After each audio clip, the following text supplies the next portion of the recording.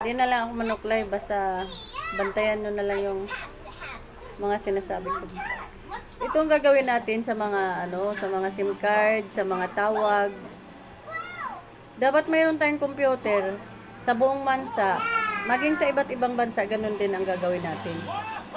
Para makita natin yung illegal na gawain at saka mga masasamang gawain o mga masasamang mga plano. Okay?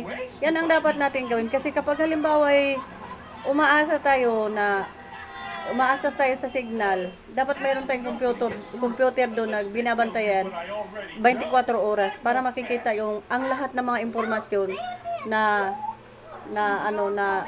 itinik sa ating mga residente, sa ating manggagawa, lahat-lahat. Hindi naman masama na alamin natin.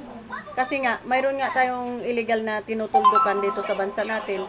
Kailangan natin yung gagawin. Para din yan sa ating kinabukasan. Para malaman natin kung yung tawagan sa mga illegal, yung mga drug lord at saka yung mga nagtitinda.